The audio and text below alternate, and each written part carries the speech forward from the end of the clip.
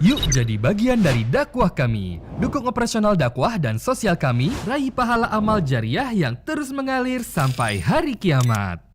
Assalamualaikum warahmatullahi wabarakatuh. Alhamdulillah, wassalatu wassalamu ala rasulillah. Segala puji dan puja kehadirat Allah subhanahu wa ta'ala, juga salawat dan taslim kepada Nabi besar Muhammad sallallahu alaihi wa ala alihi wa sahbihi wasallam.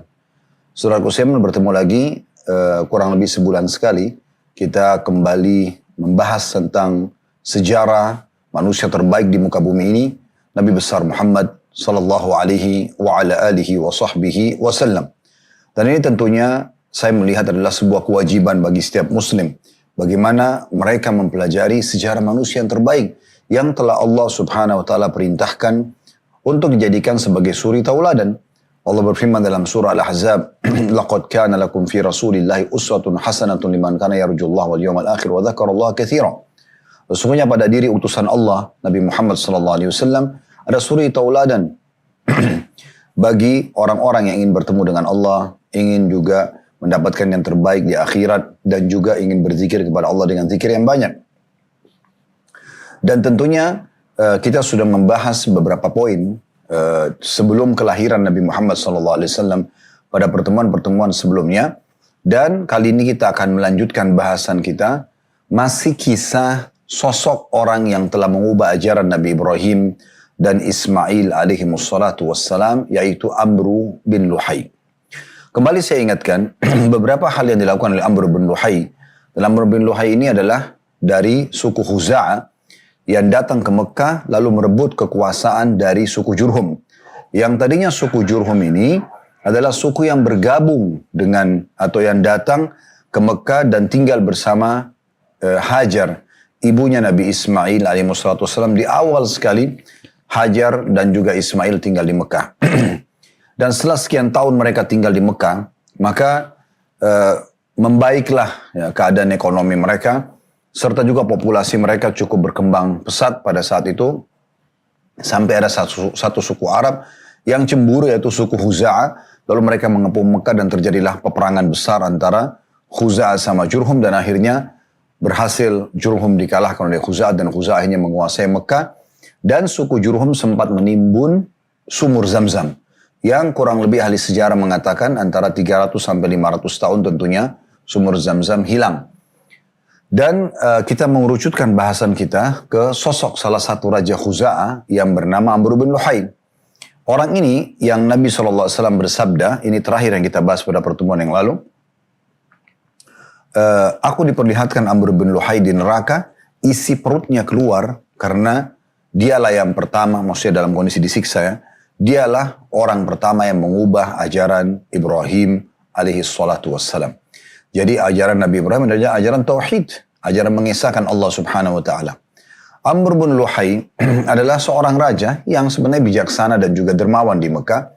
Namun dia tidak mengetahui ajaran Nabi Ibrahim. Nah, dia adalah seorang yang datang dari luar Mekah, kemudian datang merebut Mekah bersama dengan sukunya. Tentu bukan dia yang memimpin peperangan, kakek-kakeknya. Amr bin Luhai adalah salah satu dari keturunan suku Khuza'ah itu. Lalu kemudian pada saat dia menjadi raja, dia coba mengambil hati masyarakatnya. Di antaranya karena Mekah tidak ada air, dia selalu mengambil atau memerintahkan banyak sekali orang-orang dia dengan menunggangi unta dan membawa kendi-kendi besar yang membawa air dari luar Mekah, ya, di sumur-sumur yang ada di sekitar Mekah atau di luar kota Mekah, dibawa ke Mekah untuk kebutuhan penduduk Mekah. Sampai satu waktu dia pergi ke negeri Syam dan dia bertemu dengan suku Mamalik, di mana mereka ini menyembah berhala. Lalu Amr bin Luhai bertanya kepada mereka, apakah yang kalian lakukan? Kata suku Mamalik ini, kami menyembah patung-patung ini. Kami jadikan perantara antara kami sama Allah. Dan patung-patung ini memenuhi hajat kami. Kalau kami butuh air, kami butuh kesembuhan, kami butuh keturunan, mintanya sama patung ini sebagai perantara antara kami sama Allah. Akhirnya Amr bin Luhai tidak berpikir panjang, dia mengatakan di Mekah kami tidak memiliki air. Mungkin patung-patung ini akan bisa membantu kami. Maka dia pun membeli beberapa patung, dan ini unik karena Tuhan dibeli. Maka dia membeli beberapa patung, lalu dia membawa pulang ke Mekah, dan dia memerintahkan masyarakat Mekah untuk menyembah. Pertama satu patung atau beberapa patung dulu, kemudian setelah itu dia mengembangkan dengan menyuruh masyarakat Mekah untuk membuat patung. Dan setiap suku bahkan punya patung sendiri di pemukiman mereka. Bahkan setiap rumah bisa memiliki patung sendiri yang mereka pahat dan mereka beli atau mereka beli dari pasar. Sampai akhirnya tersebarlah penyembahan berhala di kota Mekah. Plus lagi mulai diperjualbelikan patung-patung di pasar-pasar Mekah. Akhirnya jemaah haji yang datang di masa itu juga ikut-ikutan. Mereka membeli patung lalu mereka mulai menyembah patung-patung di negeri-negeri mereka. Dan ini yang menyebabkan Nabi SAW mengatakan, aku diperlihatkan Amr bin Luhai di neraka, isi perutnya keluar karena dia yang pertama mengubah ajaran Ibrahim alaihi salatu wassalam. Mereka tentunya kita sudah jelaskan juga tentang nama-nama patung yang ada di sekitar Ka'bah. Saya tidak akan ulangi lagi, tapi diantaranya adalah Isaf dan Na'ilah, yang sebenarnya mereka ini bukan patung, tapi mereka adalah laki-laki, Isaf laki-laki dan Na'ilah perempuan dari negeri Yaman, di mana mereka saling suka. Dan karena Isaf pada saat melamar Na'ilah ke ayah Na'ilah menolak, maka mereka pun janjian ikut dengan kafilah menuju ke Mekah untuk melaksanakan ibadah haji. Namun di saat Ka'bah lagi kosong, karena kondisi Ka'bah tidak seperti sekarang tentunya. Di masa itu kalau sudah maghrib, isya, kalau kita sekarang orang-orang sudah tidak lagi di sekitar Ka'bah. Maka keduanya pun berzinah, na'udzubillah, di depan Ka'bah. Akhirnya Allah kutuk mereka menjadi patung. Awal-awal kejadian, orang-orang masih tahu ini adalah Isaf dan ini Na'ilah yang Allah kutuk. Isaf ditaruh di Bukit Safa dan Na'ilah ditaruh di Bukit Marwah untuk menjadi pelajaran bagi orang-orang. Namun dengan berjalannya waktu di masa Amr bin Luhai, orang-orang sudah banyak melupakan tentang kisah Isaf dan Na'ilah. Hanya mereka mengangkat keduanya, ditaruh dekat Ka'bah lalu disembah sebagai sekutu Allah Subhanahu wa taala. Dan ini yang terjadi yang dilakukan oleh Amr bin Luhai yang sangat fatal, yaitu menyebarkan ajaran persekutuan kepada Allah Subhanahu wa taala. Itu yang kita bahas terakhir.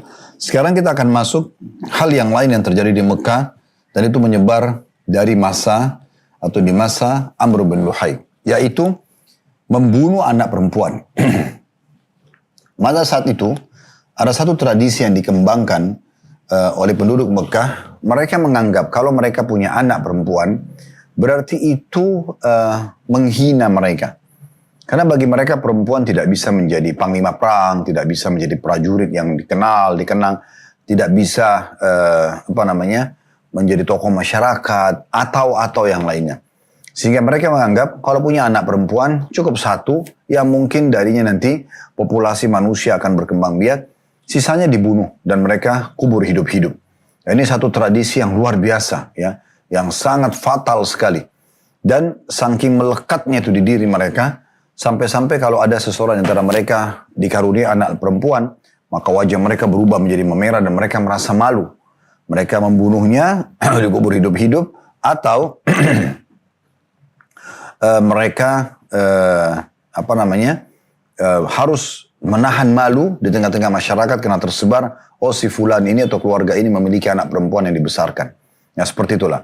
Dan Allah menggambarkan, Bapak Ibu sekalian, kita bisa lihat, Anda silakan buka aplikasi Al-Quran di handphone Anda, surah An-Nahl, surah nomor 16, ayat 58 sampai 59. Nah, sementara Anda mencari atau buka di handphone Anda di aplikasi Al-Quran An-Nahl, surah nomor 16, ayat 58 sampai 59, juga perlu kita titik beratkan, teman-teman sekalian, bahwasanya mereka ini digambarkan di dalam Al-Quran dengan sangat detail apa yang mereka lakukan. Dan Allah Subhanahu wa taala tentu mengharamkan membunuh anak, apapun alasannya. Anak itu karunia dari Allah Subhanahu wa taala, di mana anak-anak ini laki-laki atau perempuan masing-masing memiliki kedudukan, ya. Bahkan dalam Islam, anak perempuan itu dianjurkan untuk dimanjakan. Kalau bukan karena perintah Allah agar adil, kata Nabi SAW, maka saya akan lebihkan anak perempuan. Tapi mereka justru entah kenapa muncul ide itu di masa Amr bin Luhai dan berkembang terus sampai di masa Nabi Muhammad SAW pun lahir, itu masih ada. Mereka membunuh anak-anak perempuan mereka. Coba dibuka di aplikasi Al-Quran ada surah An-Nahl, sekali lagi surah nomor 16 ayat 58-59, saya akan bacakan bunyinya. Wa idza busyira ahaduhum bil untha dhalla wajhu muswaddan wa huwa qadim. Dan apabila seseorang dari mereka diberi kabar dengan kelahiran anak perempuan, maka hitamlah dalam kurung, merah padamlah. Maksudnya mulai memerah wajahnya, biasa kalau orang marah atau malu. Ya, maka hitamlah atau merah padamlah mukanya. Dan dia sangat marah. Misalnya ini penduduk Mekah digambarkan oleh Allah SWT keadaan mereka. Karena ini sudah menjadi sebuah tradisi. Ya. Dan kita perlu garis bawahi sesuatu kalau dibiarkan di tengah-tengah masyarakat. Tidak ada orang yang memungkiri satu kemungkaran itu, maka akan menjadi sebuah tradisi. Ya, misalnya ada seseorang terbiasa bertutur kata kasar, lalu tidak ditegur, tidak diluruskan. Dan itu akan nanti menjadi sebuah virus yang menyebar di tengah-tengah masyarakat. Apapun keburukan itu. Di antaranya seperti ini. Ya, akhirnya masyarakat pun meyakini, oh itu benar, ternyata kita nggak boleh punya anak perempuan. Gitu ya. Bahkan mereka ada yang mengancam istrinya. Kalau seandainya kau melahirkan anak perempuan, maka saya akan ceraikan kamu. Sampai pada level itu. Ya, dan siapapun perempuan yang melahirkan anak laki-laki itu dimuliakan. Di ayat 59-nya Allah mengatakan, yatawara minal qawmi min su'i ma bushira bih, ayumsikuhu ala hunin aw yadussuhu fit turab, ala sa'a ma yahkumun. Yang artinya, ia menyembunyikan dirinya, karena punya anak perempuan nih, dari orang yang banyak, disebabkan buruknya berita yang disampaikan kepadanya, maksudnya tentang kelahiran anak perempuan. Apabila dia akan memeliharanya dengan menanggung kehinaan, atau akan menguburkannya ke dalam tanah hidup-hidup. Ketahuilah, alangkah buruknya apa yang mereka tetapkan itu. Nah ini salah satu tradisi yang pada saat itu luar biasa, ya. Sangat buruk tentunya. Ya, bagaimana mereka membunuh anak-anak perempuan mereka, Bapak Ibu sekalian. Itu juga kita bisa buka surah Az-Zukhruf, ya. Surah nomor 43 dalam Al-Quran, di ayat 17-nya. Sekali lagi surah Az-Zukhruf, surah nomor 43, ayat 17. Di mana Allah subhanahu wa ta'ala menceritakan juga mirip dengan ini ya. Mirip dengan tadi surah An-Nahl. Bunyinya wa idha bushira ahaduhum bima dharaba lirrahmani mathalan dhalla wajhu muswaddan wa huwa kadhim. Padahal apabila salah seorang dari penduduk Mekah itu, di antara mereka diberi kabar gembira dengan apa yang dijadikan sebagai misal bagi Allah yang maha pemurah, jadilah muka mereka hitam pekat, sedangkan dia amat marah menahan sedih. Yang dimaksud di sini, orang-orang Mekah, kalau Bapak Ibu kembali dalam surah Az-Zukhruf di ayat 15, ya, di ayat 16, itu sebenarnya menceritakan bagaimana penduduk Mekah menganggap Allah subhanahu wa ta'ala memiliki anak-anak perempuan, yaitu para malaikat. Adalah para malaikat, ya. Dan ini sebenarnya kedustaan. Allah subhanahu wa ta'ala lam yalid wa lam yulad. Tidak beranak dan tidak diperanakan. Tidak ada orang tuanya, tidak ada keturunannya. Karena kalau ada orang tuanya, siapa awal nih? Dan kalau ada keturunannya, maka siapa keturunan Allah subhanahu wa ta'ala? Makanya Allah itu Ahad, Esa. Ya. Allah menceritakan di 4 ayat surah Al-Ikhlas, ini harus menjadi dasar keyakinan kita. Ya. Qul huwallahu ahad. Katakan Allah itu Esa, tunggal. Tidak ada siapapun yang bersamanya. Beda dengan kita manusia berpopulasi atau hewan-hewan atau yang lainnya. Allahus Samad. Allah yang semua bergantung padanya. Lam yalid wa lam yulad. Tidak beranak dan tidak diperanakan. Wa lam yakul lahu kufuwan ahad. Dan dia pun tidak butuh pada siapapun. Jadi itu sifat dasar Allah subhanahu wa ta'ala. Begitu juga Allah subhanahu wa ta'ala menggambarkan dalam surah At-Takwir. Surah nomor 81 dalam Al-Quran. Di ayat 8-nya. Ya. Di mana Allah subhanahu wa ta'ala berfirman. Wa idhal maw'udatu su'ilat. Ayat 8 tentunya sampai ayat 9. Ya. Wa idhal maw'udatu su'ilat. Apabila bayi-bayi perempuan yang dikubur hidup-hidup itu ditanya nanti pada hari kiamat. Ayat 9-nya. Bi'ayyi dzambin qutilat. Ya, karena dosa apakah mereka dibunuh? Tidak ada alasan untuk itu. Tapi subhanallah mereka melakukan perbuatan tersebut. Alhamdulillah syariat Allah subhanahu wa ta'ala yang dibawa oleh Nabi SAW sangat sempurna. Betul-betul kita tidak membutuhkan untuk membunuh anak-anak kita. Dan cukup banyak ayat-ayat Al-Quran di mana Allah subhanahu wa ta'ala melarang kita untuk membunuh anak-anak perempuan. Atau anak-anak secara umum ya. Ayat Al-Quran yang bicara melarang membunuh anak. Saya coba cek memastikan ya, tepatnya di surah apa ya. Dan ayat-ayat ini ya menggambarkan bahwasanya Allah yang menciptakan mereka, gitu kan. Allah yang memberikan rezeki kepada mereka. Ya. Jadi jelas sekali gitu ya. Bisa Anda lihat dalam surah Al-Isra, surah nomor 17 ayat 31. Yang bunyinya surah Al-Isra ayat 31, surah nomor 17. وَلَا تَقْتُلُوا أَوْلَادَكُمْ خَشْيَةَ إِمْلَاقٍ نَحْنُ نَرْزُقُهُمْ وَإِيَّاكُمْ إِنَّ قَتْلَهُمْ كَانَ خِطْئًا كَبِيرًا. Jangan pernah kamu membunuh anak-anakmu karena takut miskin. Kamilah yang memberi rezeki kepada mereka dan juga kepadamu. Sesungguhnya membunuh mereka adalah suatu dosa yang besar. Jadi banyak orang kadang-kadang dia berpikir, saya tidak usah punya anak. Nanti kalau saya punya anak bagaimana saya berikan makan dan minum. Padahal sebenarnya bukan dia menciptakannya. Saya dan semua laki-laki tugasnya adalah bagaimana kita ya bekerja, berikhtiar, ya mencari rezeki, menikah, kemudian tentunya kita memiliki sperma, bibit manusia yang kita akan tuangkan ke rahim istri yang halal gitu ya, pasangan yang halal. Dan dia pun memiliki sel telur yang akan menampung nanti ya bayi tersebut. Lalu lahirlah bayi tadi. Kita tidak punya apa-apa kecuali itu saja. Bukan kita yang memilih warna kulitnya, bentuk paras wajahnya, bentuk tubuhnya, rambutnya dan segala macam. Bahkan kita tidak punya andil di satu helai rambutnya. Allah Subhanahu wa taala penciptanya. Makanya Allah mengatakan jangan pernah kalian membunuh anak-anak kalian karena sesungguhnya kami yang memberi rezeki kepada kalian dan kepada mereka, ya. Kami memberi rezeki kepada ya mereka dan kepada kalian. Dan sesungguhnya membunuh mereka adalah kesalahan yang fatal. Ya. Jadi Allah sudah tentukan rezekinya. Ya, kalau orang memiliki anak, Allah sudah tentukan. Bahkan kita bisa meraih pahala yang sangat besar dengan mendidik anak-anak kita. Dalam sebuah sabda Nabi SAW, salah satu dari 7 hal yang paling banyak yang akan terus mengalirkan pahala setelah seseorang meninggal dunia, salah satunya setelah ilmu yang bermanfaat adalah anak soleh. Ya, anak soleh. Dan ini keturunan. Berapa banyak orang subhanallah yang belum Allah karuniahi, maka yang sudah dikaruniai dan mereka merasa sedih. Dan harusnya yang sudah dikaruniai dia menjaga baik-baik ini. Nah itu perbuatan yang kedua teman-teman sekalian yang terjadi di masa Amr bin Luhai. Setelah memasukkan patung ke Jazirah Arab, dia juga ya menyebarkan untuk menghinakan anak perempuan sampai pada level membunuhnya. Yang ketiga teman-teman sekalian, dia mengubah talbiyah. Talbiyah adalah ucapan yang dianjurkan para jemaah haji dan jemaah umrah dari masa Nabi Ibrahim AS dan Ismail AS. Masih ingat kita sempat menjelaskan dari 2 Nabi mulia inilah ya tersyariatkan ibadah haji ya, dan bagaimana rentetan kehidupan mereka akhirnya membuat itu adalah satu kerangkaian haji. Seperti tidak jadi disembelih Nabi Ismail, jadi rangkaian itu haji atau menyembelih hewan di musim haji atau berkurban bagi orang yang sedang tidak haji juga ya. Kemudian juga ada tawaf dan sa'i. Tawaf itu setelah dibangun Ka'bah, orang disunahkan sholat di belakang makam Ibrahim itu sebagai bukti kalau Nabi Ibrahim membangunnya. Tawafnya itu membersihkan dosa. Sa'i adalah upaya ibunda Hajar alaihi salatu wassalam, di mana beliau yang keliling untuk mencari air Zam-Zam. Air Zam-Zam juga ditemukan dari hadiah dari Allah Subhanahu wa taala untuk keluarga yang mulia ini.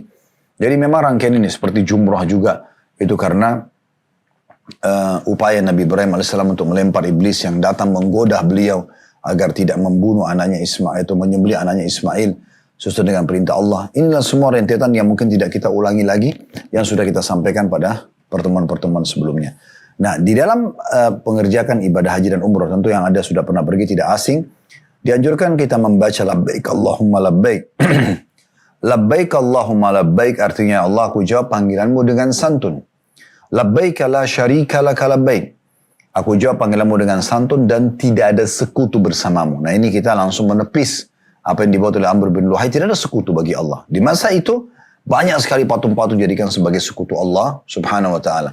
Bahkan nanti akan kita lihat di masa Nabi SAW bebaskan kota Mekah, beliau ya pada saat itu menghancurkan 360 patung yang ada di sekitar Ka'bah. Yang masing-masing suku menyembah patung-patung tersebut. Anda bisa bayangkan berapa banyak, memenuhi tempat itu dari patung-patung kalau 360 jumlahnya. Kita ulangi lagi talbiyahnya, labbaik Allahumma labbaik. Ya Allah, aku jawab panggilanmu dengan santun. Labbaik la syarika laka labbaik. Aku jawab panggilanmu dan tidak ada dengan santun dan tidak ada sekutu bersamamu. Innal hamda, sesungguhnya puji-pujian, wan ni'mata, dan semua nikmat, laka wal mulk, serta kerajaan adalah semua milikmu, la syarika lak. Diulangi lagi, tidak ada sekutu bersamamu. Amr bin Luhai, dia menambah, karena dia memasukkan patung-patung di Jazirah Arab, terutama di Mekah, dia suruh nambah talbiyah itu, dan dilakukan oleh masyarakat Mekah. Itu terus berkembang talbiyah tambahan ini, sampai di masa Nabi Muhammad SAW, dan mengakar sekali di masyarakat. Dan Amr bin Luhai adalah seorang raja pada masa itu. Ditambah setelah la syarika lak, tidak sekutu bersamamu, ditambah illa syarikan huwa lak tamliku wa ma malak. Kecuali sekutu yang kau miliki dan kuasai apapun yang ia miliki. Jadi kalimat ini syirik. Illa syarikan huwa lak. Kecuali sekutu yang engkau kuasai. Walaupun Allah SWT kuasai, tapi Allah tidak butuh sekutu. Nah, ini termasuk yang dilakukan. Kemudian yang keempat, teman-teman sekalian, selain memasukkan patung-patung Jazirah Arab, selain membunuh anak perempuan, selain mengubah talbiyah, itu sudah 3. Yang keempat adalah pensyariatan bahira, saibah, wasilah dan ham. 4 hal ini nanti akan kita jelaskan tentunya maknanya, teman-teman sekalian. Amr bin Luhai menetapkan syariat bagi masyarakat Mekah yang ia buat sendiri. Dan ini keluar dari ajaran Nabi Ibrahim dan Ismail alaihissalatu wassalam. Yaitu pengkultusan hewan tertentu. Pengkultusan hewan tertentu. Allah subhanahu wa ta'ala menggambarkan ini dalam surah Al-Ma'idah. Silakan dibuka. Surah nomor 5 dalam Al-Quran. Di ayat 103. Di ayat 103 ya. Di mana Allah subhanahu wa ta'ala menggambarkan tentang pensyariatan ya, atau penetapan sebuah hukum oleh Amr bin Luhai ini di Mekah dengan mengkultuskan hewan-hewan. Ya. Saya bacakan sekali lagi Al-Ma'idah surah nomor 5 ayat 103. Ma ja'alallahu min bahiratin wala sa'ibatin wala wasilatin wala hamin walakin alladhina kafaru yaftaruna 'ala Allahil kadhib wa aktsaruhum la ya'qilun. Artinya Allah sekali-kali tidak pernah mensyariatkan adanya bahira. Nanti akan kita jelaskan apa makna bahira. Ini semua istilah hewan-hewan ya. Allah tidak pernah mensyariatkan adanya bahira. Saibah, ini hewan yang istilah yang kedua. Wasilah, istilah yang ketiga. Dan ham, istilah yang keempat. Akan tetapi orang-orang kafir di Mekah itu membuat-buat kedustaan terhadap Allah. Dan kebanyakan mereka tidak mengerti. Kebanyakan. Mereka tidak mengerti. Baik. Bahira Bapak Ibu sekalian, tadi istilah pertama ini adalah unta betina yang telah beranak 5 kali. Unta betina beranak 5 kali dan anak kelimanya jantan. Anak pertama, anak kedua, anak ketiga, anak keempat, mau jantan atau mau betina bagi mereka biasa saja. Yang penting unta betina ini seperti dianggap oleh mereka sudah berjasa melahirkan 5 anak. Anak kelimanya unta ini jantan, maka diistilahkan oleh mereka bahira. Ini istilah dibuat-buat gitu ya. Tapi perlu kita sampaikan karena ini yang ditekankan oleh Amr bin Luhai dan menjadi sebuah hukum di Mekah pada masa itu. Lalu unta betina itu, yang tadi, induk ini yang sudah melahirkan 5 anak, dibelah bagian telinganya, dilepaskan, dibiarkan, tidak boleh ditunggangi lagi, dan tidak boleh diambil air susunya. Subhanallah ya. Jadi, banyak sekali sisi negatifnya. Unta ini sudah melahirkan 5 anak yang bisa bermanfaat bagi manusia. Justru disiksa. Dipotong kupingnya, lalu dibiarkan, dilepaskan, tidak boleh ada yang memanfaatkannya. Gitu kan? Ini agak unik gitu ya. Artinya bukannya dimuliakan. Ya. Dan tidak boleh juga diambil manfaat darinya. Selain daripada itu, ini tidak masuk akal. Apa hubungannya unta dikultuskan seperti ini? Ya. Seperti kalau misalnya di Indonesia ada orang, misal ini contoh saja, ada orang punya peternakan sapi, dia buat satu peraturan di peternakannya, kalau sapi betina ini melahirkan 5 anak, anak kelimanya jantan, maka tidak boleh lagi dijual. Nggak boleh lagi diambil manfaat susunya, nggak boleh disembelih sampai biar sampai mati begitu. Kayaknya agak unik ya. Tapi seperti itulah. Makanya Allah mengatakan orang kafir ini mengada-ngada. Tadi disebutkan di dalam surah Al-Ma'idah ayat 103. Dan kebanyakan mereka tidak berakal. Apa ini? Syariat apa gitu? Ya. Tapi ini syariat yang diterapkan oleh Amr bin Luhai. Kemudian istilah yang kedua, saibah. Saibah adalah unta betina yang dibiarkan pergi kemana saja. Karena sesuatu nazar. Nazar. Seperti jika orang Arab jahiliyah akan melakukan sesuatu atau mau berjalanan yang berat misalnya, maka ia bernazar akan menjadikan untanya saibah bila maksud atau perjalanannya berhasil dengan selamat. Jadi misalnya orang dulu di Mekah itu, saya pun sebenarnya menjelaskan ini seperti tidak dibutuhkan gitu. Karena Allah mengatakan ini orang tidak berakal mereka. Tapi kita terpaksa menyampaikan ini teman-teman sekalian karena harus dijelaskan bagaimana jahilnya Amr bin Luhai dan bagaimana masyarakat Mekah waktu masa itu wajar disebutkan dengan masa jahiliyah. Karena hal seperti ini mereka kultus gitu ya. Jadi saibah ini istilah yang mereka buat-buat unta betina yang dikhususkan untuk nazar. Misalnya ada orang mengatakan, saya kalau berhasil bisnis ini, saya kalau berhasil menikah dengan orang itu, saya kalau berhasil pindah rumah, misal contoh ya. Atau saya kalau berhasil pergi safar dan saya berhasil pulang ke Mekah kembali, maka dia niatkan, dia beli unta betina atau dia punya unta betina yang dia katakan ini akan jadi saibah. Dia iklankan, jadi orang-orang semua tahu ini akan jadi saibah. Maksudnya unta betina yang dibiarkan tidak boleh lagi dimanfaatkan karena nazar orang itu berhasil. Nah, ini unik sekali ya. Padahal sebenarnya dalam Islam pun walaupun nazar itu dibolehkan teman-teman, tapi dasar hukumnya makruh. Karena kalau nazar ini kan misalnya, saya kalau sembuh penyakit saya akan menyembelih 1 ekor sapi misalnya. Berarti kalau tidak sembuh dia tidak akan lakukan. Padahal sebenarnya yang benar adalah bagaimana dia sembelih sapi, dia bagikan dagingnya misalnya, niat agar dengan kebaikan sedekah itu, daging sapi itu, dia akan disembuhkan sama Allah. Itu boleh. Tapi kalau dia nazar, walaupun hukumnya boleh dasarnya, ya, dan hukumnya dimakruhkan oleh para ulama, karena kalau berhasil, misalnya sembuh betul penyakitnya, maka hukum menyembelih sapinya hukumnya wajib. Oleh karena itu dia makruh. Ya. Dan di sini, subhanallah, ya, dia justru menyiksa hewan ini. Dia jadikan untanya saibah dan tidak boleh lagi disentuh, tidak boleh segala macam, ya karena nazar dia. Yang ketiga, wasilah. Wasilah adalah seekor domba betina melahirkan anak kembar yang terdiri dari jantan dan betina. Itu diistilahkan domba ya betina yang melahirkan anak kembar, anaknya jantan dan betina. Maka yang jantan itu disebut dengan wasilah. Tidak disembeli dan diserahkan kepada berhala. Nah ini lagi sama, kejahilan ya. Jadi kalau ada domba betina melahirkan 2 ekor kambing, 2 ekor anak, 1 jantan 1 betina, yang jantannya dinamakan dengan wasilah. Itu tidak boleh ya disembeli.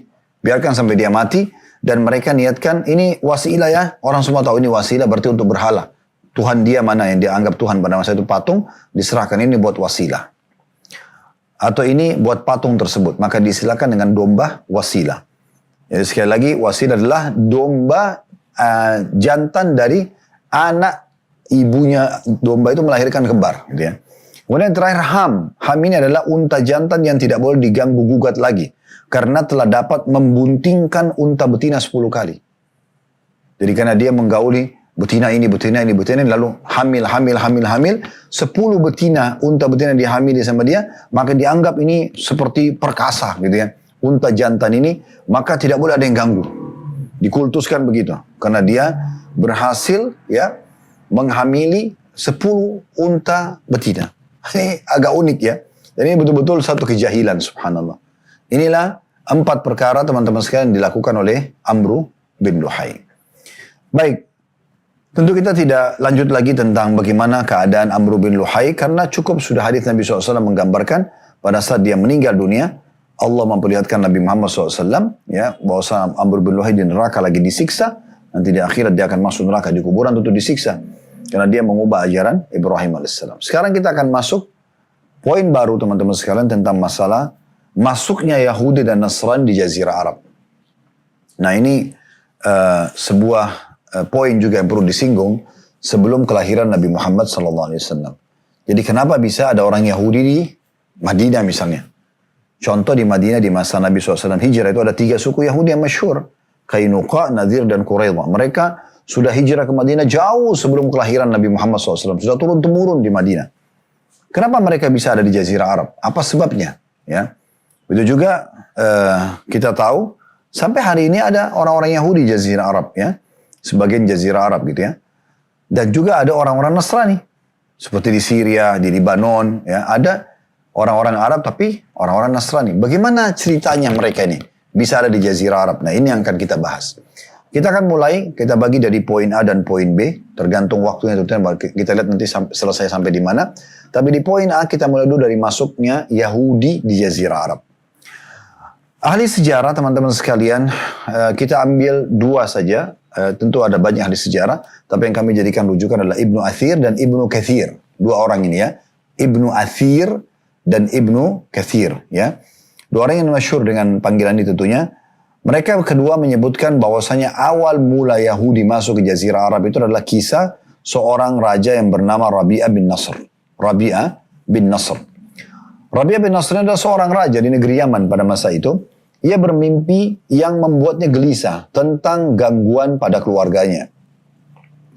Pada masa itu, orang banyak mempercayai dukun, peramal, penyamun, dan penyihir. Maka Rabi'ah bin Nasr pun bertanya kepada para dukun dan para peramal tentang mimpinya.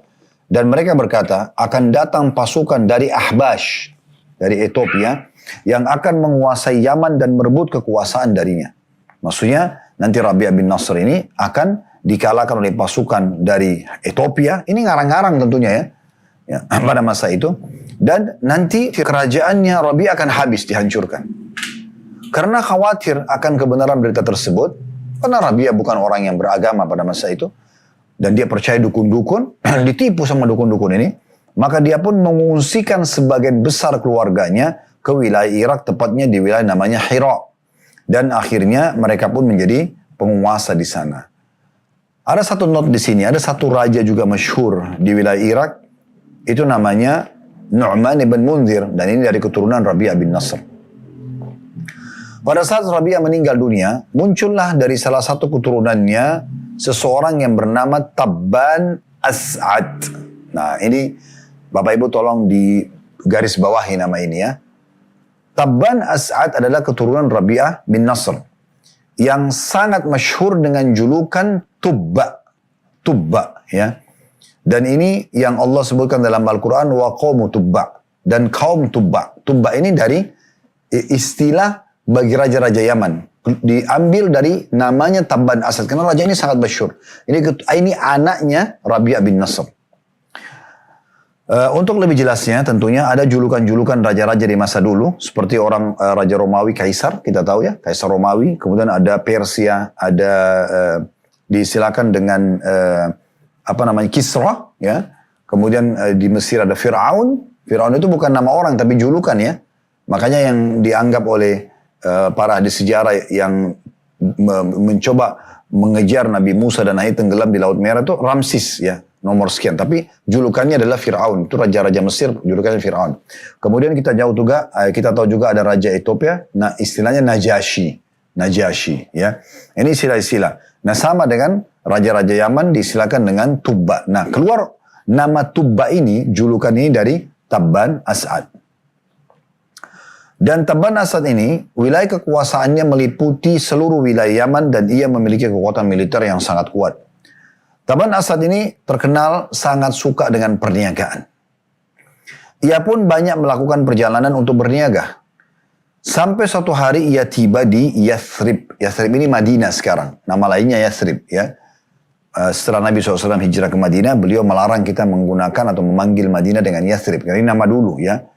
Tabban As'ad ini, dia pernah berniaga, dia datang dengan pasukannya ke kota-kota, negeri-negeri, di antaranya dia tiba di Madinah. Dan dia sempat meninggalkan salah satu anaknya untuk berniaga di Madinah. Dan masa itu, perniagaan Madinah terkenal dengan buah kurma. Lalu terjadilah perselisihan antara anak Tabban As'ad dengan penduduk Madinah yang menyebabkan penduduk Madinah membunuh anak Tabban As'ad ini. Maka karena marah, Tabban As'ad pun segera menyiapkan pasukan besar mengepung Madinah pada masa itu dan ingin membalas dendam kepada penduduk Madinah karena kematian anaknya. Saat tiba di Madinah, tanpa terelakkan lagi terjadi peperangan antara Tabban dengan penduduk Madinah. Tabban sangat dikejutkan melihat kemurahan hati masyarakat kota Madinah. Karena pada siang hari mereka berperang dengan pasukan Tabban, tapi malam hari mereka mengirim makanan dan obat-obatan kepada musuh-musuh mereka. Namun Tabban tidak peduli dengan itu, walaupun dia sempat kagum melihat sikap orang Madinah, tapi dia tetap ingin membalas dendam atas kematian anaknya. Sampai suatu hari, keluarlah dari kota Madinah, 2 orang pendeta Yahudi menemui Tabban. Dan bertanya kepada Tabban, wahai Raja yang mulia, apa yang Anda inginkan di kota ini? Tabban mengatakan, aku ingin membalas kematian anakku dengan menghancurkan kota ini berikut semua penduduknya. Maka kedua pendeta tersebut mengatakan, Anda tidak akan mampu. Maka kata Tabban, kenapa? Kata kedua pendeta Yahudi ini, karena kota ini adalah tempat hijrahnya Nabi terakhir nanti. Nabi Muhammad SAW maksudnya ya. Dan kami pun berada di kota ini turun-temurun karena hal tersebut. Bila Anda tetap ngotot untuk menghancurkan kota ini, maka Allah akan menghancurkan Anda. Ini keyakinan orang Yahudi tentang kemuliaan kota Madinah. Dan sampai hari ini tentu kita muliakan kota Madinah. Ini menggambarkan bagaimana Yahudi sangat menyadari dan mengetahui kedatangan Nabi Muhammad SAW. Dan mereka betul-betul mengenal Nabi Muhammad SAW. Bahkan mereka lebih mengenal daripada anak-anak mereka.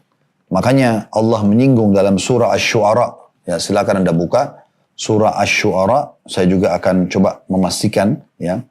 Surah nomor 26 ayat 197. Asy-Syu'ara 26 ayat 197 ini Bapak Ibu sekalian, Allah menyinggung mereka ya, para orang-orang Yahudi ini, bagaimana mereka sudah tahu tentang Nabi Muhammad SAW.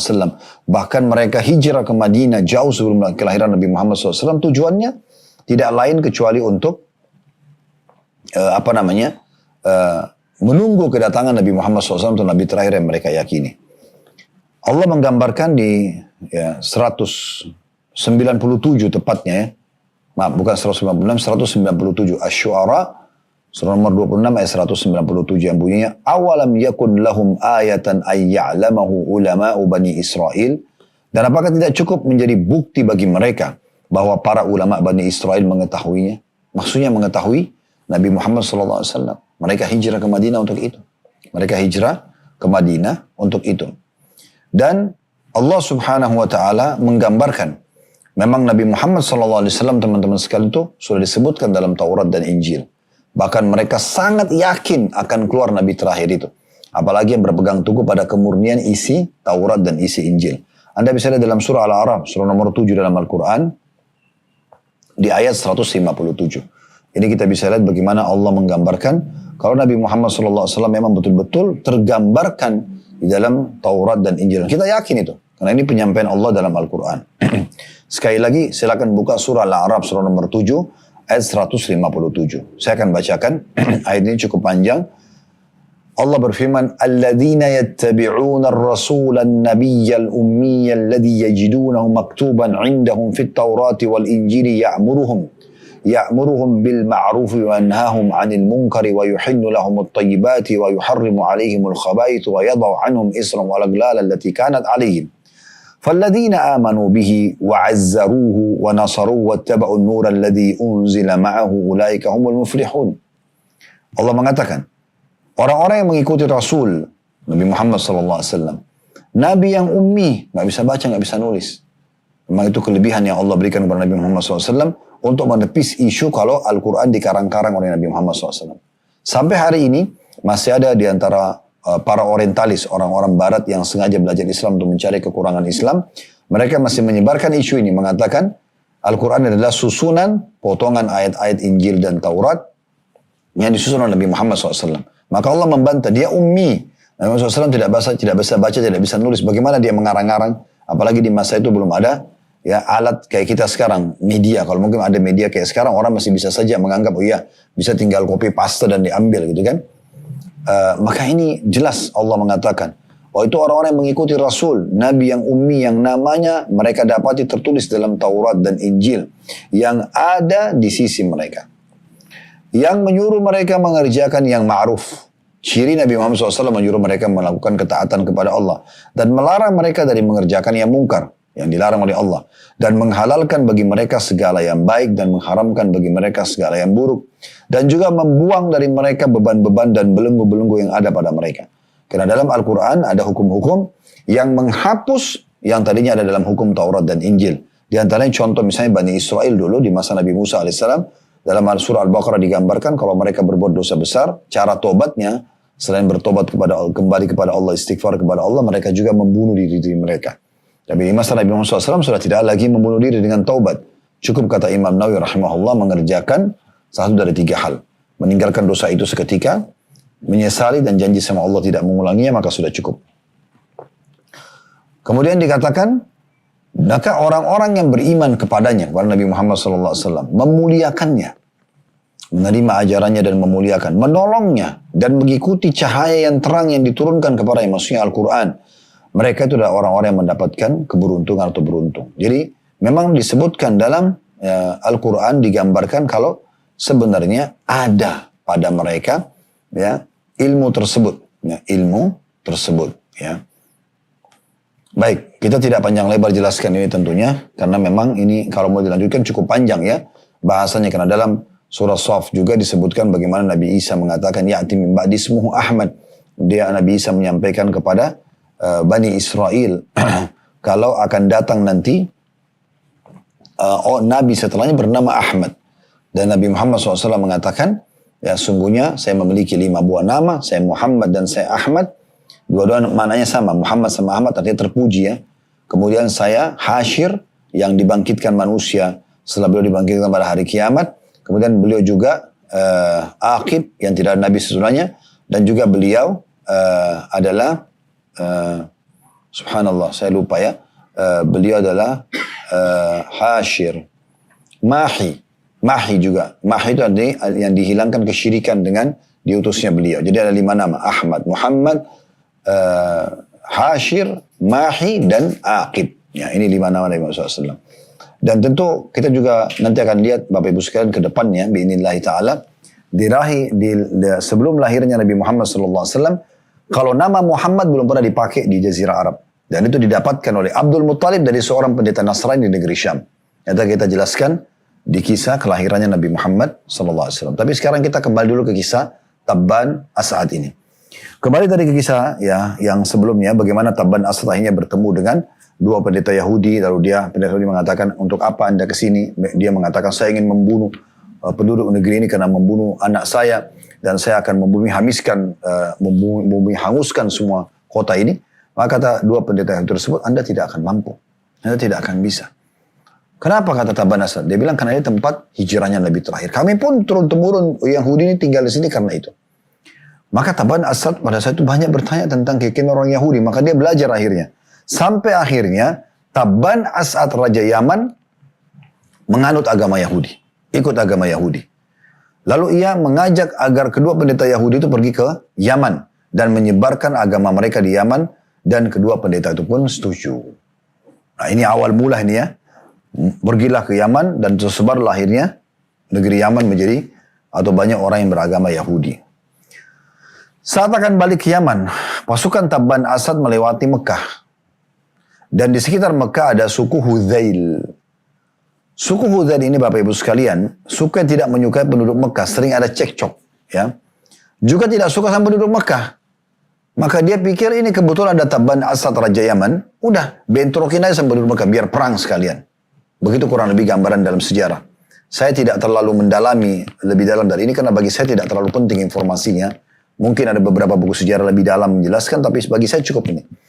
Intinya Hudzail ini coba menggunakan kesempatan karena Tabban As'ad lagi menuju ke Yaman dan dia lewat Mekah.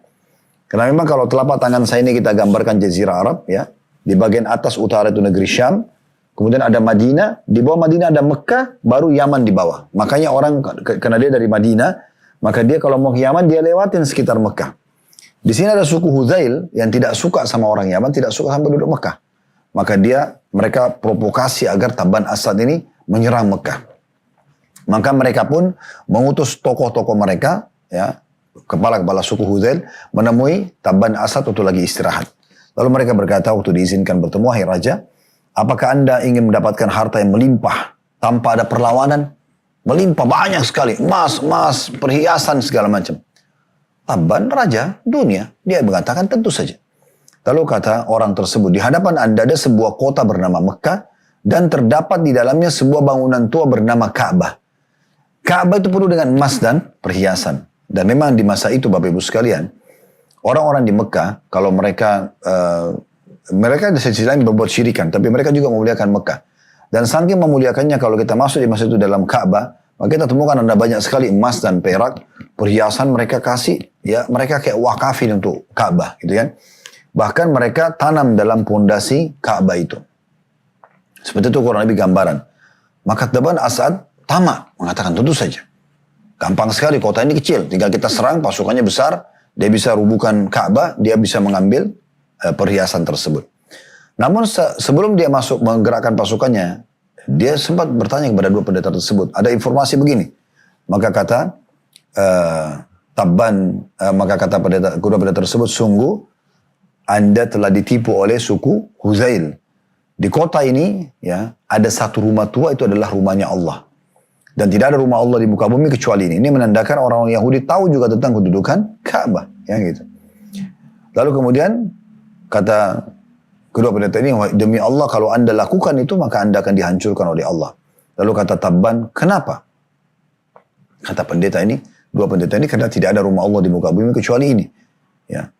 Maka kata Tabban, apa saran kalian? Kata kedua pendeta tersebut, hormati Ka'bah itu. Justru kamu masuk, silakan raja ke sana, tawaflah di sekitarnya, karena itu ajaran Nabi Ibrahim dulu, dan muliakan dia, muliakan Ka'bah itu. Maka Tabban mengatakan, bagaimana dengan kalian? Kata kedua pendeta tersebut, kami lakukan bila saja kaum yang penduduk Mekah itu tidak memenuhinya dengan berhala. Sementara kami ulama, kami tidak layak melakukan itu. Jadi sebenarnya dalam buku sejarah ini disebutkan bagaimana orang-orang Yahudi tahu tentang ibadah tawaf itu. Mereka tahu. Karena dari Nabi Ibrahim dan Ismail alaihissalam, dan mereka mengakui bahwasanya Ibrahim dan Ismail adalah kakek mereka.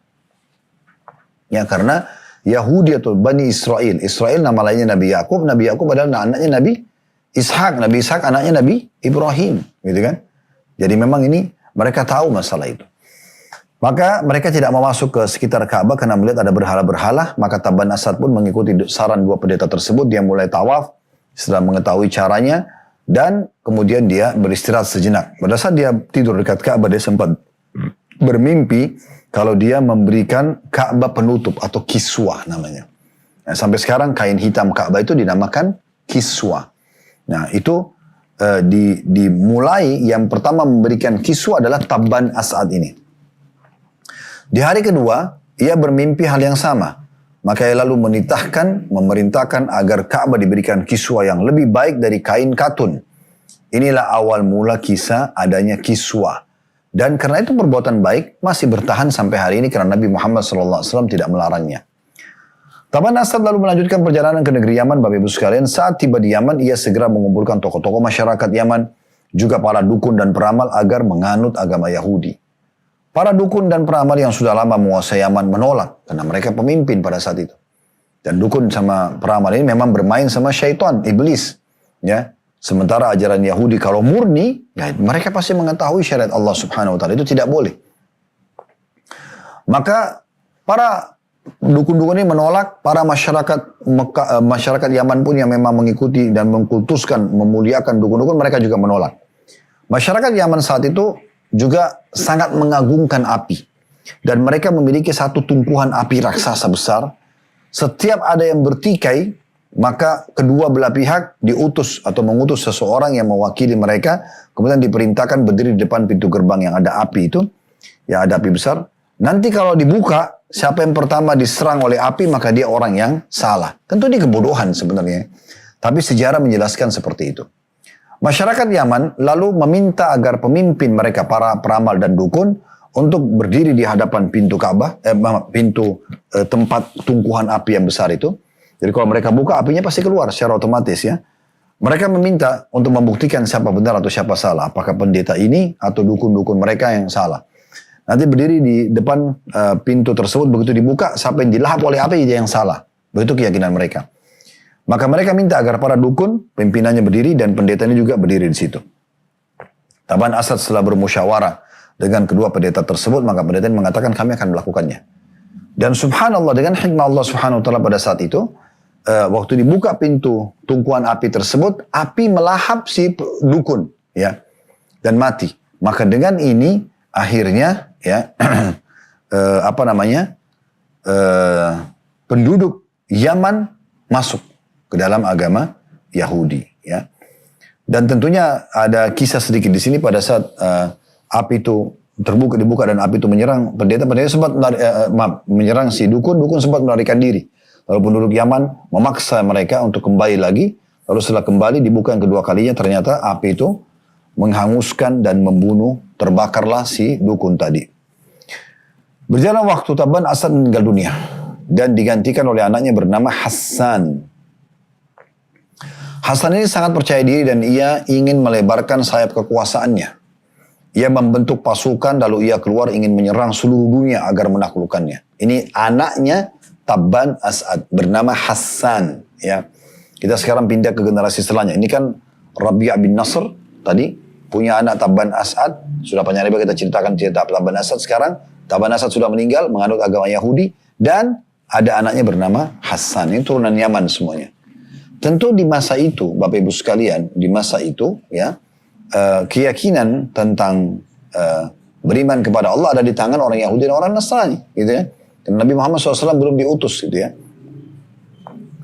Hasan ini sangat percaya diri dan dia ingin coba menyerang, ya, membentuk pasukan dan ingin menguasai, ingin menjadikan Yaman sebagai negara adik kuasa lah di masa itu. Dan dia sempat bertanya kepada para prajuritnya, siapa kira-kira negara yang paling kuat di dunia pada masa itu? Maka salah satu pemimpin yang panglima perang mengatakan Persia. Persia ini wilayah yang sangat luas. Jadi kalau Yaman itu ada, kalau tadi telapak tangan saya ini saya gambarkan Jazirah Arab. Yaman ada di bagian bawahnya. Kalau Anda searching di Google tentang Jazirah Arab, Anda akan lihat bentuknya ya mirip-mirip lah ya. Telapak tangan mungkin kurang lebih. Di bagian bawah itu Yaman. Nah ini Yaman memang besar sebenarnya. Tapi dia kecil kalau dibandingkan Persia. Karena Persia itu ada di daerah timurnya Jazirah Arab. Persia itu Irak, Iran, Rusia, Afghanistan, ini semua masuk wilayah Persia. Maka dia dengan percaya diri Hasan mengatakan, saya akan mulai menyerang Persia dulu. Pasukan pada saat itu mulai bergerak ke Persia, tapi di tengah jalan pasukan ini mulai berpikir, kita ini disuruh menyerang Persia oleh Hasan, tapi untuk apa? Gitu. Persia ini negara yang sangat besar, bisa habis percuma kita dibunuh, gitu ya. Maka Hasan pun ya pada saat itu tetap ngotot. Waktu pasukannya memberikan masukan, dia tidak mau tahu. Pokoknya intinya saya ya maunya menyerang. Gitu. Maka Hasan ini pun sangat sensitif dia. Dia untuk berhati-hati ya. Dia seorang raja dan panglima perang. Dia tidak membolehkan sembarangan orang masuk ke kemah dia selama perjalanan menuju ke Persia. Kecuali orang yang dia percaya. Para pemimpin pada saat itu mulai diskusi. Panglima-panglima perang yang lain. Ini percuma ini. Hasan ini orang yang otot, keras kepala, gak mau dengar gitu ya. Dan bagaimana kalau kita sampai pergi ke Persia dan kita kalah semuanya nih. Habis Yaman, tidak ada pemimpinnya lagi. Maka para pemimpin akhirnya mulai berdiskusi dan mengatakan, tidak ada yang bisa masuk leluasa ke dalam kemahnya Hasan untuk membunuhnya agar berhenti di keputusan, kecuali saudaranya bernama Amr. Para pemimpin lalu menawarkan kepada Amr, wahai Amr, ini kakakmu Hasan ini udah ngawur. Masa mau pergi ke serang Persia? Persia negeri besar. Kalau kita terbunuh semuanya habisin. Gak akan ada peluang untuk kita bisa menyelamatkan diri. Dan bisa saja Yaman habis pemimpinnya karena semua sudah keluar di sini. Maka mereka mengatakan, coba bagaimana kalau kau terima saran kami? Hasan ini coba berikan masukan. Tidak mau dengar, bunuh saja dia. Dengan cara kamu. Kalau kau berhasil membunuhnya, maka kami akan menobatkan kamu sebagai raja. Langsung kami nobatkan kamu sebagai penggantinya, gitu kan? Ada satu orang namanya julukannya Dzurru'ain. Dzurru'ain ini salah satu dari panglima perang yang tidak setuju dengan pendapat itu. Lalu dia mengatakan kepada Amr, hai Amr, ingat, tidak ada orang yang membunuh saudaranya sendiri kecuali nanti dia akan ditimpa kesedihan yang berkepanjangan. Dan aku sarankan jangan kamu membunuhnya. Jangan ikuti saran para panglima ini. Bicara baik-baik dengan saudaramu, siapa tahu dia mau menerima. Namun Amr tidak mau dengar Dzurru'ain, dia sudah tamak dengan penawaran. Karena cuma tusuk kakaknya, mati, dia jadi raja. Gitu. Maka dia pun hanya masuk ke dalam kemah kakaknya, di saat kakaknya lagi tidur, dia membunuhnya. Lalu Dzurru'ain, untuk Amr sempat didobatkan jadi raja langsung di tempat itu, dia menuliskan sebuah pesan, dia mengatakan, pesan ini, tolong disimpan di sisimu, hai Raja Amr, ya, bahwasanya saya tidak terlibat dalam pembunuhan ini. Ya, satu waktu kau akan membutuhkan surat ini. Setelah membunuh kakaknya, ternyata betul terjadi dalam kehidupan Amr, dia merasa sedih sekali. Karena dia telah membunuh kakaknya Hasan dan tidak bisa tidur, tidak bisa makan, terganggu sekali. Setelah bermusyawarah dengan banyak orang-orang yang bijak, dan tentu sudah balik ke Yaman ceritanya, karena tidak jadi menyerang Persia, ya, karena Hasan sudah terbunuh. Maka ada orang yang memberikan masukan, mengatakan, engkau tidak akan pernah tenang, hai Amr, sampai kau membunuh orang-orang yang telah menyarankan untuk membunuh kakakmu. Maka Hasan pun akhirnya mengambil keputusan, Amr mengambil keputusan untuk membunuh semua panglima perang yang memberikan saran kepada dia untuk membunuh kakaknya Hasan. Maka dia pun membunuh semuanya, dan salah satu panglima perang itu adalah Dzurru'ain. Maka Dzurru'ain pada saat tiba giliran akan dipenggal lehernya, dia mengatakan, wahai Raja Amr, saya sudah titipkan surat kepada anda di saat anda dinobatkan jadi raja dan anda membunuh kakak anda Hasan. Maka cobalah buka gitu kan. Maka Amr pun membuka dan ternyata di dalamnya ada pepatah bahasa Arab yang Dzurru'ain menulis untuk mengingatkan, jangan membunuh saudaramu dan aku berlepas diri kalaupun kau melakukannya. Maka satu waktu kalau engkau akan menghukum mati orang-orang yang membunuh saudaramu, jangan engkau menghukumku.